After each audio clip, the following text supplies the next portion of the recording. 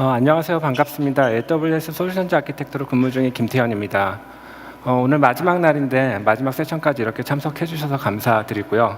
오늘 이 시간은 이제 AWS 서비스를 활용한 상품 추천 서비스 구축이라는 내용을 가지고 제가 1시간 40분 동안 전달을 해드리도록 하겠습니다. 오늘 전체적으로 비즈니스 세션에 대한 내용이 많지만 이번 세션은 약간 테크니컬한 내용이 많이 담겨 있어서 하지만 제가 비즈니스 담당자도 쉽게 이해하실 수 있도록 하이 레벨에서 설명을 좀 준비를 했고요. 그래서 아마 현업으로 돌아가시면 추천과 관련된 얘기를 개발팀과 나누실 때 좀 많은 도움이 될 수 있지 않을까 생각을 하고 있습니다. 오늘 제가 세션을 준비하면서 좀 목적으로 했던 건 두 가지가 있습니다. 상품 추천 서비스를 이제 막 준비 중인 곳이라고 한다면 제가 오늘 말씀드리는 전체적인 내용과 그다음에 키워드를 중심으로 좀 듣고 가셔서 관련된 내용을 살펴보시면 좋을 것 같고요. 이제 서비스를 실제 하고 계신 곳이라고 한다면 오늘 제가 드리는 말씀 중에서 저의 경험과 과거 시행착오들을 좀 현재 고민하고 계신 부분들과 좀 비교하면서 들어보시면 좀 많은 도움이 될 수 있지 않을까 생각을 합니다. 전체적인 내용은 다음처럼 진행을 할 예정이고요. 앞에는 일반적인 추천에 대한 얘기를 좀 드릴 예정이고, 이후는 이제 AWS 위에서 상품 추천 서비스를 어떻게 구축할 수 있을지에 대한 내용으로 아키텍처에 관련된 내용을 전달해 드리려고 합니다. 마지막으로는 그렇게 추천 서비스를 할 때 어떠한 지표로 성능 평가를 할지, 어떠한 방법으로 할지에 대한 내용으로 마무리를 할 예정입니다. AWS 솔루션즈 아키텍트가 추천에 대한 얘기를 한다니까 좀 의아하게 생각하실 수도 있으실 것 같아서 제가 이제 저에 대한 소개를 먼저 진행하고 본 내용으로 들어가면 조금 더 도움이 되실 것 같아서 준비를 했습니다. 저는 인베디드 개발자랑 네트워크 프로그래밍 개발자로 커리어를 시작을 했고요. 그 이후에는 검색과 대용량 데이터 처리 그리고 추천 이런 분야에서 약 10여 년 이상 관련 업무를 수행을 했었습니다. 과거 수행했던 주 업무는 서버 개발이라던가 아니면 빅데이터 아키텍처 설계 혹은 추천 모델을 개발하는 일을 했었고요. 최근 한 2년간은 추천팀이나 랭킹팀을 리딩하는 역할도 했었습니다. 그래서 오늘 제가 드리는 말씀은 주로 제가 과거 회사에서 경험했던 그런 제 그 경험들을 공유해드리는 자리라고 생각하시면 될 것 같습니다. 아마 많은 분들이 일상생활에서 추천 서비스를 많이 이용하고 계실 거라고 생각을 합니다. 저 역시 마찬가지고요. 저도 그래서 최근에 이 발표를 준비하면서 이용하고 있는 추천 서비스는 어떤 것들이 있을까 하고 살펴보고 한 두 가지만 좀 선택해서 좀 들고 나와 봤습니다. 개인적으로 좀 아마존 쇼핑을 좀 많이 이용하는 편이고요. 지금 화면은 제 개인 계정으로 아마존에 접속했을 때 가장 첫 페이지에 뜨는 화면입니다.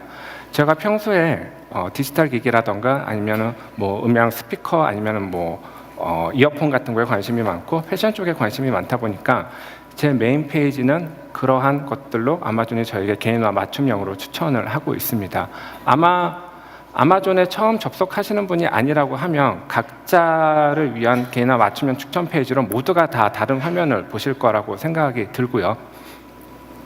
또 그 다음에 제가 이제 시간이 날 때 주로 이용하는 넷플릭스 같은 경우도 각각의 섹션별로 다양한 추천을 저를 위해서 제 취향을 분석해서 하고 있습니다. 넷플릭스 관련 페이퍼를 보니까 제 과거 히스토리뿐만이 아니라 그날 날짜라던가 아니면 요일, 주말 이런 것까지 분석을 해가지고 맞춤형 추천을 개인별로 다 하고 있는 것들을 알 수가 있었습니다. 저는 개인적으로 아마존이나 넷플릭스를 이용하는 형태는 조금 다른 것 같아요. 아마존 같은 경우는 주로 어떤 목적을 갖고 들어가기 때문에 일단 들어가서 제가 사고 싶은 상품을 검색을 하고 그 이후부터는 그 해당 상품에 대한 연관 추천이라던가 관련 추천을 가이드를 받아서 추천 서비스를 이용을 하고 있고요. 넷플릭스 같은 경우는 주로 제가 시간이 날 때 뭘 해야 될지를 좀 넷플릭스한테 많이 의존하는 편입니다. 그래서 메인 페이지에서 검색보다는 넷플릭스가 저한테 추천을 해주는 그런 컨텐츠를 좀 많이 이용하는 편입니다. 그래서 아마 이커머스하고 그 다음에 그런 컨텐츠 기반의 서비스는 조금 더 사용자 패턴이 좀 다를 수 있기 때문에 그러한 점을 좀 서비스할 때 염두해 주시면 도움이 많이 되실 거라고 생각을 하고 있습니다. 자, 그럼 이런 추천 서비스는 왜 필요할까요? 사실 이러한 질문에 대한 답은 최근까지 많이 검증이 되었고 많은 기관에 의해서 조사가 되었죠. 2013년도 맥킨지 레포트에 따르면 아마존 전체 매출의 35%는 추천에서 발생을 하고 있고요. 넷플릭스의 75%의 사용자가 추천을 통해 영화를 선택한다고 합니다. 이와 동일한 숫자는 아니지만 제가 과거 회사에서 분석한 결과도 추천이 많은 유의미한 비즈니스에 영향을 주고 있는 것을 알 수가 있었고요. 그렇기 때문에 여기 많은 분들이 지금 이 자리에서 추천에 대한 내용을 듣고 계신 게 아닐까 생각을 하고 있습니다. 저희가 리테일이랑 이커머스 세션이기 때문에 실제 아마존이 추천을 어떻게 하고 있는지를 조금 더 디테일하게 살펴볼 필요가 있을 것 같습니다.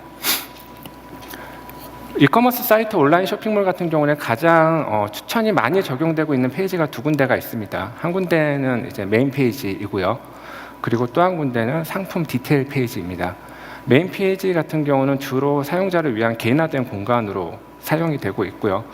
상품 디테일 페이지 같은 경우는 그 상품과 연관된 상품 아니면 보완된 상품들을 주로 추천을 하고 있습니다. 그래서 이 아마존 같은 경우도 홈 같은 경우는 제 개인화를 위한 상품들을 저를 위해 맞춤형 추천을 하고 있고요. 그다음에 상품 디테일 페이지를 좀 더 살펴보게 되면 여기도 여러 많은 추천 알고리즘들이 적용이 돼서 서비스가 되고 있습니다. 제가 좀 최근에 관심을 갖고 있는 블루투스 이어폰을 좀 한번 최근에 클릭을 해봤는데요. 보면 이제 오른쪽 위에부터 이 이어폰이랑 잘 어울릴 만한 폼팁 같은 것들이 추천이 되고 있고요. 혹시 이 이어폰이 마음에 안 들면 우리 쇼핑몰을 떠나지 말고 우리는 다른 것도 갖고 있으니까 이런 것도 좀 살펴봐 라고 하고 대체제 상품도 추천을 하고 있습니다. 그리고 좀 더 경쟁력이 있는 상품들은 구체적인 가격과 스펙까지도 같이 한눈에 비교할 수 있게끔 좀 사용자 편의성을 제공하는 그런 추천 페이지도 확인하실 수가 있고요. 그리고 그 하단에는 조금 더 다양한 보완제 상품을 추천함으로 인해서 사용자에게 좀 더 폭넓은 선택권을 주고 있습니다. 그리고 마지막으로는 이 상품과 직접적인 관계는 없지만 사용자의 히스토리에 따라서 히스토리와 연관된 추천 혹은 관련된 추천을 하고 있습니다. 아마 대부분 이커머스나 리테일 상품 쇼핑몰을 운영하는 곳이라고 한다면 이런 아마존과 같은 추천을 하고 싶으실 거라고 생각을 하고 있습니다. 그러면 가장 기본이 되는 게 추천 알고리즘이 될 거예요. 어떤 추천 서비스를 위해서 어떤 추천 알고리즘을 써야 하는지 이게 가장 기본일 거고요. 그래서 지금부터는 추천 알고리즘들에 대해서 대표적으로 3가지 정도만 좀 살펴보도록 하겠습니다. 추천에 대해서 좀 알고 계신 분들은 이 콜라보레이티브 필터링이라는 CF에 대해서는 이미 많이 들어보셨을 거예요. 유저 베이스드 방식이 있고 아이템 베이스드 방식이 있습니다. 그리고 내용 기반으로 추천을 하는 컨텐츠 베이스드 필터링 방식도 있고요. 저희가 이커머스나 이런 데서 컨텐츠라고 할 수 있는 부분은 아마 주로 텍스트라던가 이미지 같은 부분이 될 것 같고요.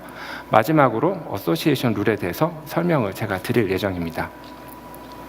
CF, 콜라보레이티브 필터링이고 한국말로는 협업 필터링이라는 단어로 사용을 하고 있습니다. 크게 앞서 설명드렸던 것처럼 유저 베이스드 방식이 있고 아이템 베이스드 방식이 있는데요. 유저 베이스드 방식 같은 경우는 개념은 굉장히 간단합니다. 저랑 유사한 성향을 가진 사용자를 찾는 그런 알고리즘이고요.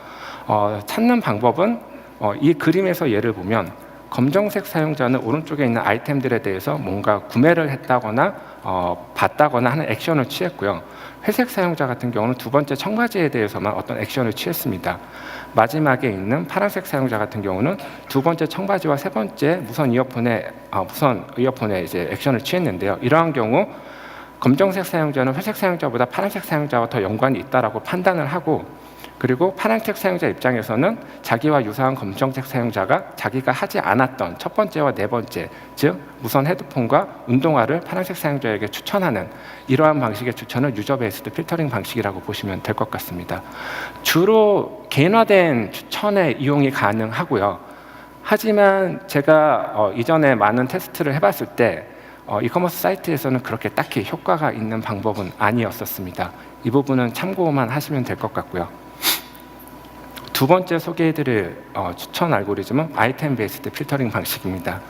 아이템 베이스드 필터링 방식은 아마존에서 사용하면서 굉장히 유명해진 방식이고, CF라고 하면 보통 이 아이템 베이스드 필터링 방식을 뜻한다고 보시면 될 것 같습니다. 아이템 베이스드 필터링 방식은 제가 앞서 설명드렸던 유저 베이스드 방식과는 조금 다른 게 연관된 상품을 찾는 그런 추천 알고리즘이라고 생각하시면 됩니다. 그래서 저희가 보통 쇼핑몰 들어가서 이 상품을 본 사용자가 많이 보는 상품, 이 상품과 연관된 상품, 이런 추천에 사용되는 게 바로 이 아이템 베이스드 필터링 방식의 추천이라고 이해하시면 될 것 같습니다. 방법도 유저 베이스드 필터링과 비슷하게 굉장히 간단합니다. 검정색 사용자가 첫 번째, 세 번째 무선 헤드폰과 무선 이어셋을 같이 받고, 회색 사용자도 무선 헤드폰과 무선 이어셋을 같이 봤을 때 많은 사용자가 두 상품을 같이 본다라고 하면 이 두 상품은 어떤 연관성이 있을 거야라고 가정하는 게 이 아이템 베이스드 필터링 방식이라고 이해하시면 될 것 같습니다. 그래서 신규 사용자 혹은 다른 사용자가 와서 이 무선 세 번째 상품을 봤다고 할 경우에 일반적으로 다른 사람들이 첫 번째 상품도 많이 보니까 너도 아마 이런 상품에 관심이 있을 거야 라고 추천해 주는 게 이 아이템 베이스드 필터링 방식입니다.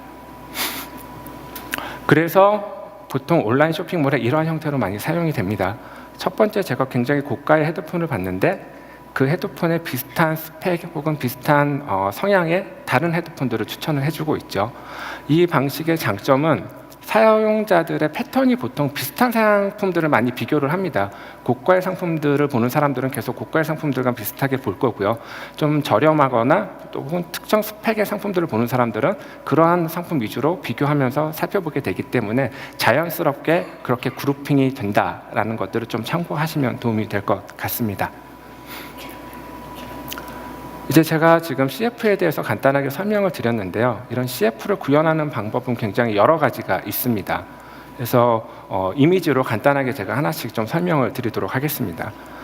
예를 들어서 검정색 사용자가 1, 2, 3, 4번이라는 아이템을 보고 파란색 사용자가 2번, 4번, 5번이라는 아이템을 봤을 때 첫 번째로 구현할 수 있는 방법은 사용자와 아이템들을 매트릭스로 표현하고 메모리에 올려서 관계를 찾는 방법입니다. 이 방법의 단점은 사용자나 아이템의 사이즈가 커지면 메모리 공간에 좀 제약을 받을 수 있다는 단점이 있고요. 두 번째로 CF를 구현할 수 있는 방법은 사용자와 아이템들을 그래프로 표현해서 분석하는 방법입니다. 최근에 그래프DB가 많이 나오고 있어서 그래프DB를 이용하면 이렇게 사용자와 아이템 간의 관계를 쉽게 분석을 하실 수 있습니다. 그리고 마지막으로 여기에 제가 적지는 않았지만 또 하나 분석할 수 있는 방법은 각 사용자가 본 아이템들을 페어로 묶어서 단순 카운팅을 하는 방법입니다.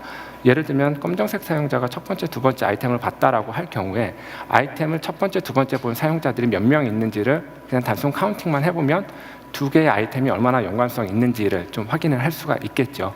이 방법의 장점은 굉장히 쉽게 구현할 수 있으면서 추가 피처들을 자기가 원하는 대로 추가할 수 있다는 겁니다.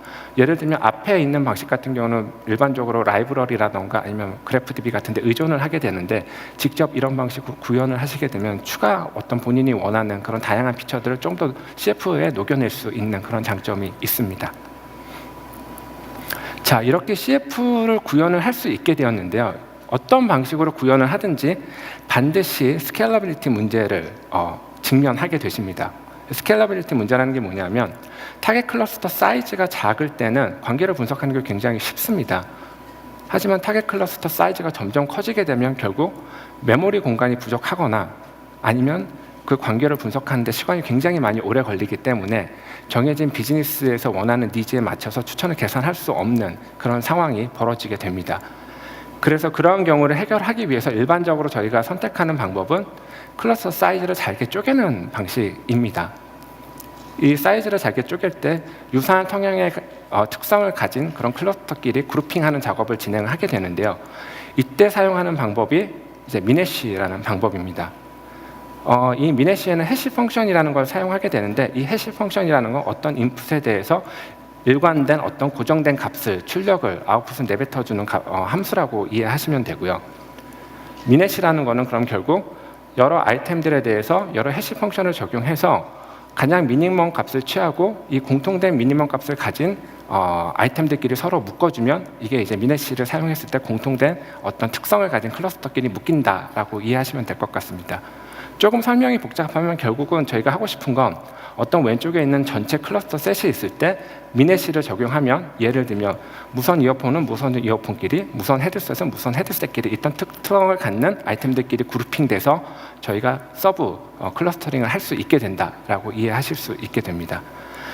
저희가 이렇게 프리클러스터링을 통해서 얻고자 하는 건 클러스터의 사이즈를 줄여서 추천 시간을 줄이는 게 목적이고요. 이렇게 추천 시간을 줄이면 저희가 이제 추천 서비스를 원하는 비즈니스 니즈에 맞게끔 서비스할 수 있는 형태로 제공을 할 수 있다라는 것을 이해하시면 될 것 같습니다.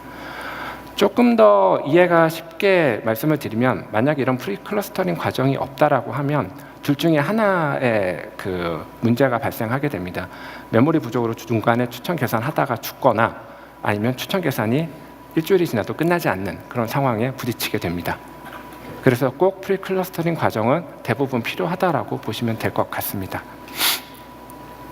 자, 그럼 제가 지금까지 CF에 대해서 설명을 드렸는데요. CF는 일반적으로 굉장히 추천에 있어서 정확도가 높고 효과가 좋은 알고리즘으로 알려져 있습니다. 하지만 이런 CF에도 단점이 있는데, 제가 앞에서 CF에 대해서 설명을 드릴 때 이 CF는 기본적으로 관계를 기반으로 추천을 계산한다고 말씀을 드렸습니다. 그래서 여기 CF의 단점이 뭐냐면 바로 콜드 스타트 문제가 발생을 할 수 있다는 부분입니다.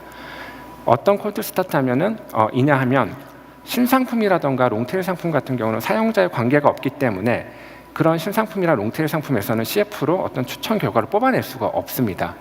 그래서 그러한 경우에 사용할 수 있는 해결책이 바로 컨텐츠를 기반한 추천이고요. 그래서 이어서 이제 콘텐츠 추천에 대해서 제가 설명을 드리도록 하겠습니다.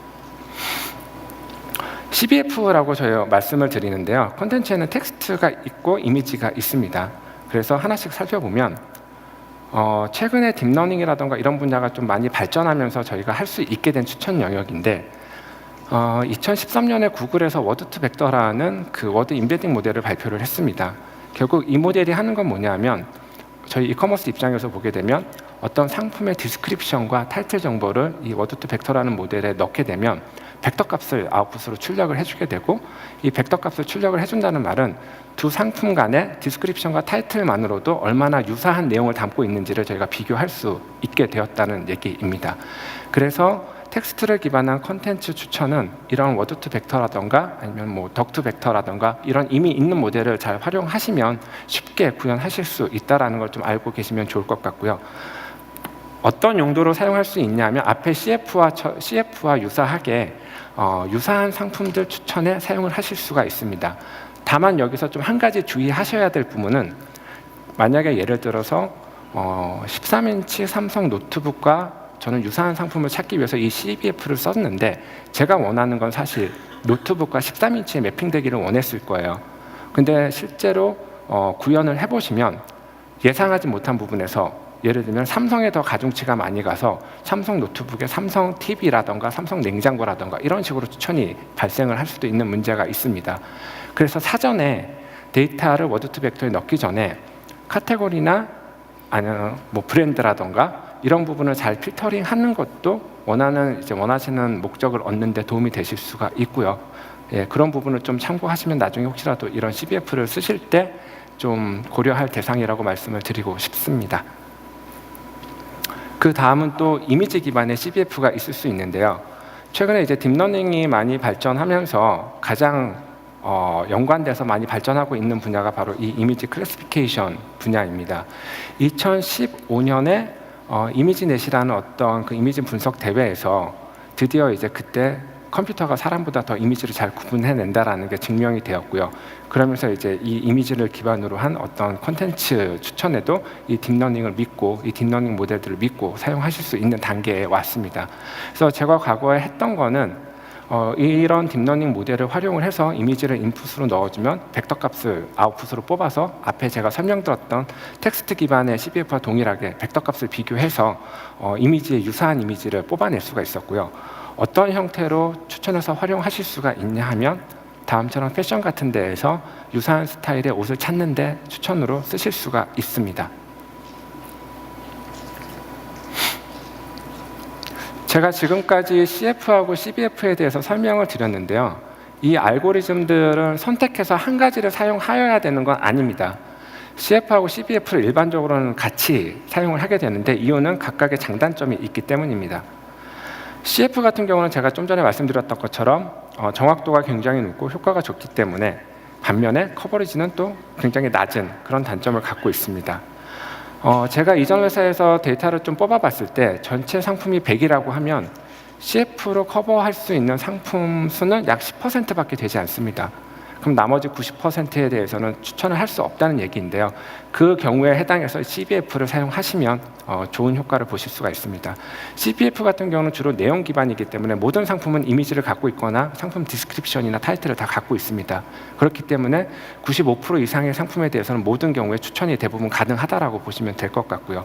그래서 하이브리드 방식은 메인으로 효과가 좋은 CF를 사용하고 추천 결과가 모자라거나 없거나 하는 경우에 CBF를 보안으로 사용하실 수가 있다는 점을 좀 염두에 두시면 좋을 것 같습니다.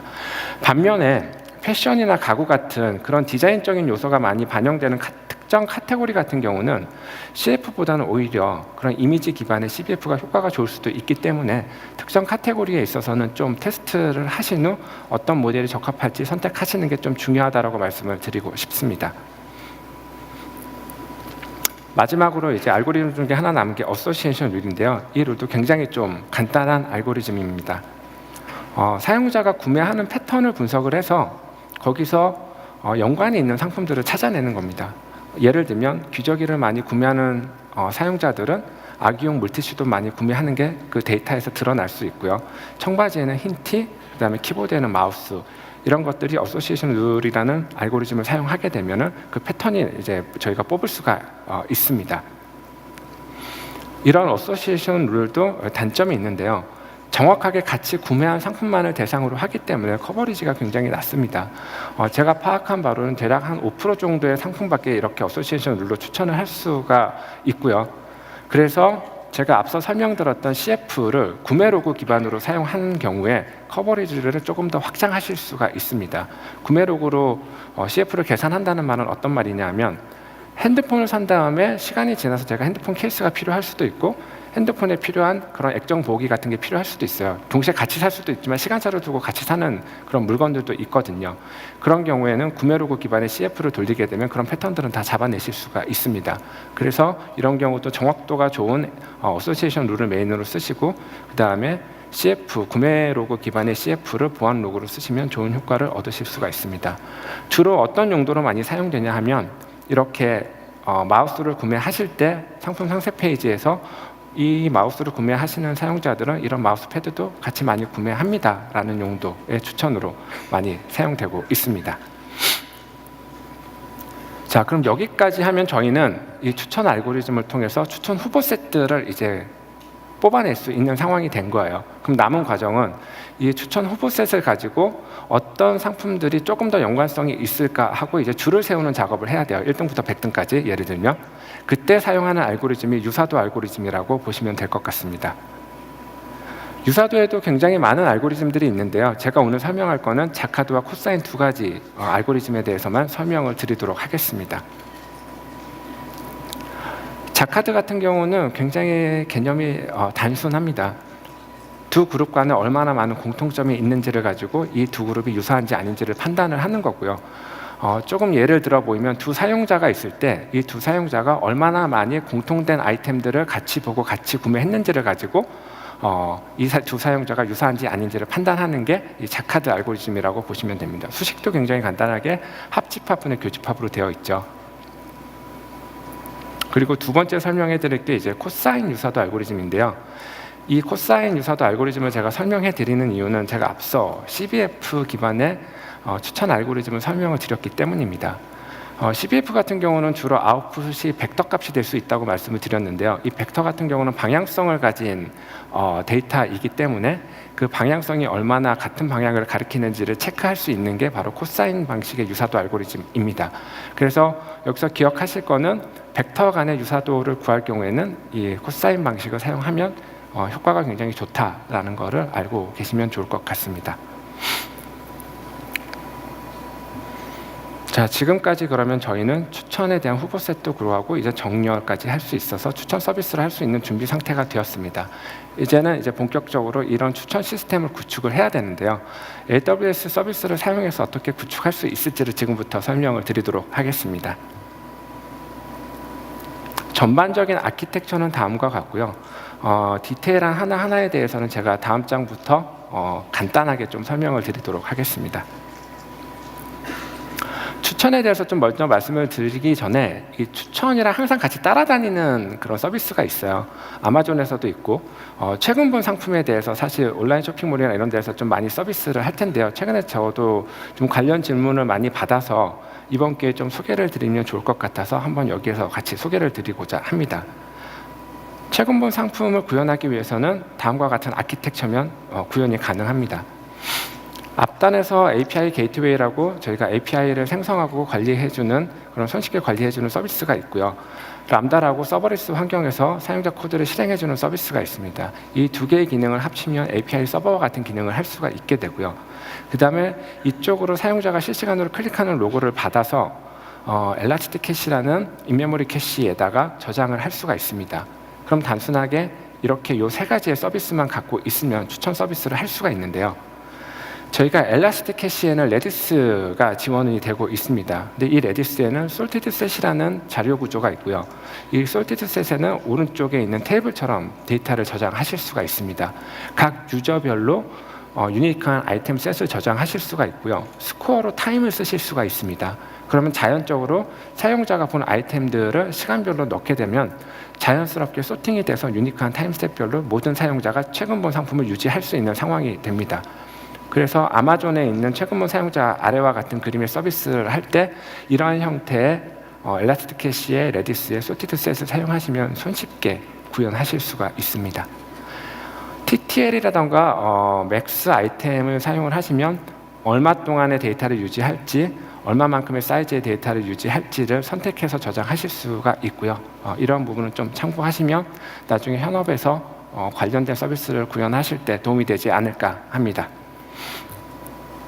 그리고 추천을 구현하기 위해서 필수적으로 들어가야 하는 게 바로 데이터 레이크인데요. 데이터 레이크 관련된 세션은 제가 어제 있었던 걸로 알고 있습니다. 혹시 못 들으셨던 부분은 나중에 이제 온라인으로 공유가 될 테니까 꼭 관련해서 한번 들어보시면 많은 도움이 될 거라고 생각을 합니다. AWS에서 데이터 레이크를 구축하기 위해서 필수적으로 두 가지 서비스를 사용을 해야 하는데요. 그 하나가 이제 오브젝트 기반의 데이터 저장소인 S3와 그 다음에 ETL 서비스인 매니지드 ETL 서비스인 글루라는 서비스입니다. 그래서 추천을 위한 데이터 레이크가 필요한 이유는 추천 데이터를 생성하기 위한 사전 데이터를 준비를 해야 되기 때문에 필요한 거고요. 이 데이터 레이크라는 거는 하나의 중앙 저장소에 모든 데이터를 저장하고 여러 분석 툴이 이용할 수 있게끔 해주는 그러한 그 데이터 파이프라인이라고 보시면 될 것 같습니다. 그래서 사용자 로그를 앞서 설명드렸던 API 게이트웨이와 람다를 통해서 수집을 하고 그다음에 그런 수집된 스트리밍 데이터를 키네시스에 저장을 한 다음에 일관된 사이즈로 잘라서 S3에 저장을 하고 글루라는 ETL 서비스를 통해서 추천에 필요한 데이터 포맷으로 변경하는 작업까지가 되면 이제 저희는 추천을 계산할 수 있는 데이터가 준비를 할 수 있는 상태가 된다라고 보시면 될 것 같습니다. 데이터 레이크에 대해서 좀 몇 가지 조금 더 추가해서 말씀을 드리면 데이터 레이크는 S3의 데이터를 저장하는 것부터 시작을 하실 수가 있고요. 글루의 데이터 카탈로그라는 기능이 제공이 되고 있어서 예전에는 사실 여러 데이터 분석 툴을 위해서 데이터를 사실 각각의 분석 툴 포맷에 맞게 여러 벌을 만들어 두셔야 하는 경우도 있었어요. 하지만 이렇게 데이터 레이크를 구축을 하시면 데이터는 한 벌만 준비를 하시면 되고 이 글루라는 데이터 카탈로그의 메타 정보를 통해서 단일 뷰를 제공하기 때문에 모든 분석 툴이 하나의 데이터 저장소를 쉐어해서 사용할 수 있는 형태가 된다라고 이해하시면 될 것 같습니다. 그리고 이런 데이터 레이크의 성능을 향상시키기 위해서 아래와 같이 한 4가지 정도의 팁을 좀 염두에 두시면 좋을 것 같습니다. 그럼 여기까지가 되면 이제 저희는 상품 추천할 수 있는 데이터가 준비가 된 거고요. 이제는 상품 추천을 해야 되겠죠. 상품 추천을 하기 위해서는 여러 가지 방법이 있을 수 있는데 그 중에 하나인 저희가 이제 매니지드 하드 프레임워크인 EMR 서비스를 추천을 드리고 있습니다. 이 EMR 서비스를 쓰면 내부적으로 스파크 프레임워크를 사용하실 수가 있고요. 이 스파크 프레임워크에는 ML 라이브러리라는 게 있어서 이미 CF나 미네시 같은 게 잘 내장이 되어 있습니다. 사용자는 데이터가 준비가 되면은 그 해당 라이브러리로 손쉽게 앞서 제가 말씀드렸던 프리클러스터링이라던가 추천 CF 같은 것들을 쉽게 구현을 하실 수가 있고요. 그렇게 추천을 구현을 하신 다음에 NoSQL 기반의 데이터 베이스인 다이나모DB의 추천 결과를 저장을 하게 됩니다. 이렇게 하는 이유는 사용자에게 조금 더 짧은 시간의 레이턴시로 추천에 대한 서비스를 제공을 하기 위함이고요. 예를 들면 핀터레스트라던가 이런 데 보면은 연관된 상품들 혹은 비슷한 옷 같은 것들이 인피니티하게 계속 스크롤하면서 볼 수 있을 거예요. 근데 이거를 이제 실시간으로 모델에서 추출하게 되면 약간 성능적인 문제가 생길 수도 있기 때문에 그러한 경우를 대비해서 미리 추천 셋에 대해서 다 구해놓고 다이나모DB 같은 NoSQL 기반의 데이터에다가 데이터베이스에다가 넣어둔 다음에 바로바로 꺼내서 사용자에게 제공하는 형식으로 하면 짧은 레이턴시에 사용자에게 빠르게 추천 서비스를 하실 수가 있습니다.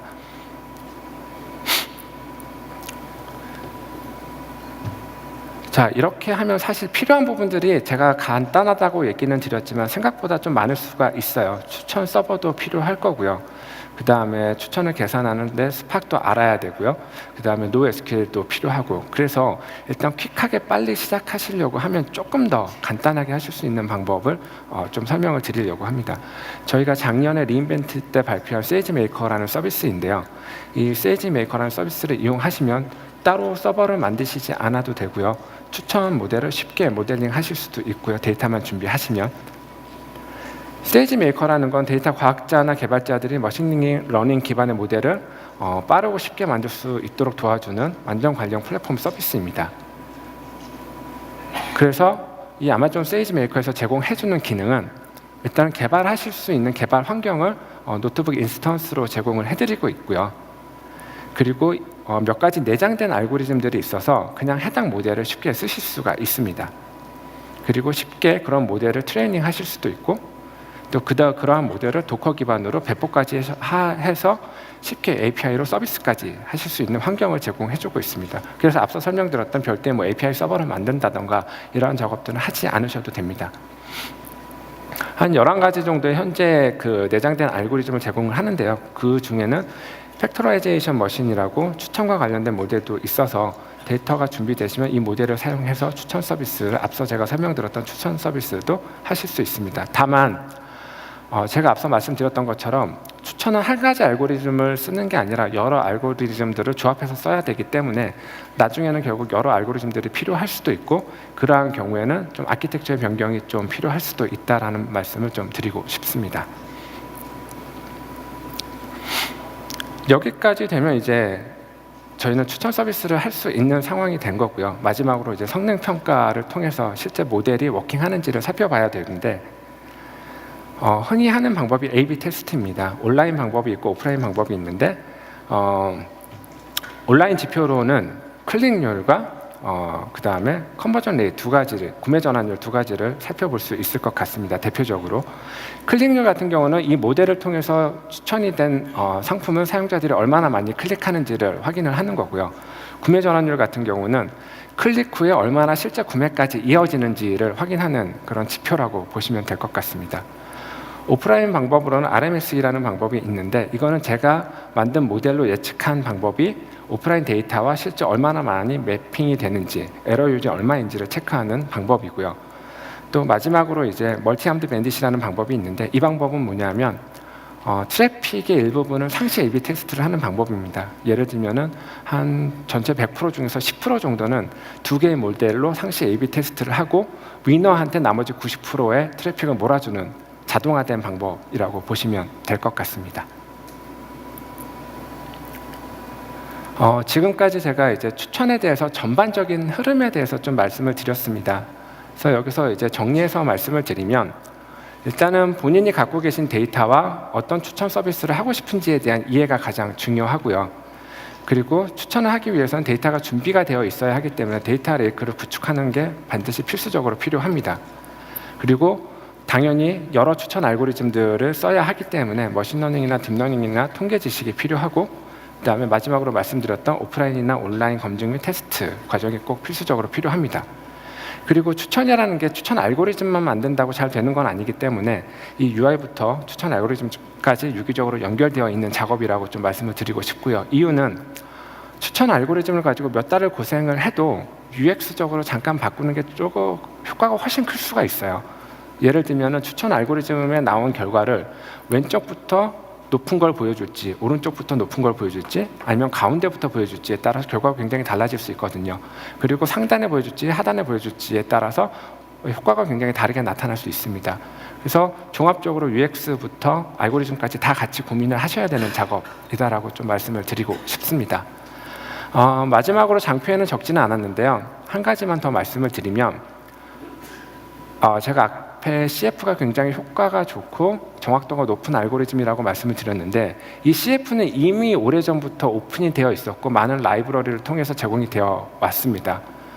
하지만 많은 회사들이 아마존과 같은 퀄리티의 추천을 하고 있지는 못하죠. 그 이유는 CF 알고리즘은 단순하게 관계만 뽑아주는 가장 기본적인 기능만을 하고 있는 알고리즘이기 때문입니다. CF 외에 많은 작업들이 더 필요하고요. 거기서 어떤 데이터를 가지고 유의미한 피처들을 더 쓸지를 앞에 제가 처음에 말씀드렸던 데이터와 서비스에 대한 이해, 여기서부터 시작해서 같이 고민을 하셔야 합니다. 예를 들면 오픈마켓 같은 경우는 한 판매자가 똑같은 상품들을, 그러니까 여러 판매자가 똑같은 상품들을 판매할 수 있어요.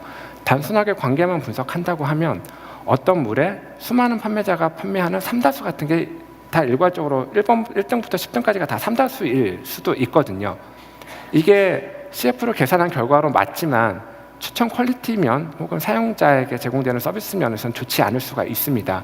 그럼 이러한 경우에 이제 저희가 이런 것들을 좀 정리를 해야 되는데요. 그러한 경우에 사용할 수 있는 게 뭐 예를 들면 이미지가 비슷한 것들을 좀 걸러낸다던가 아니면 타이틀이 삼다수라는 게 들어간 뭐 비슷한 타이틀은 좀 걸러낸다던가 CF에서 뽑아내지 못하는 그런 것들을 추가적인 피처들을 좀 반영하는 그런 작업들이 필요하다. 실제 추천을 사용하실 때는 그런 부분을 좀 말씀드리고 싶었습니다. 제가 좀 관련된 자료를 뒤에 붙여 놓았고요. 나중에 이게 이제 온라인으로 따로 공유가 되면 이 부분들을 같이 살펴보시면 좋을 것 같습니다. 모든 트랙에서 여러 피드백을 기다리고 있습니다. 모바일 앱이나 QR코드로 접속하셔서 강연에 대한 피드백을 좀 부탁드리겠고요. 세션이 끝난 뒤에 발표 자료와 동영상은 AWS 코리아 소셜 채널을 통해서 공유될 예정입니다. 오늘 제가 준비한 내용은 여기까지이고요. 끝까지 들어주셔서 감사합니다.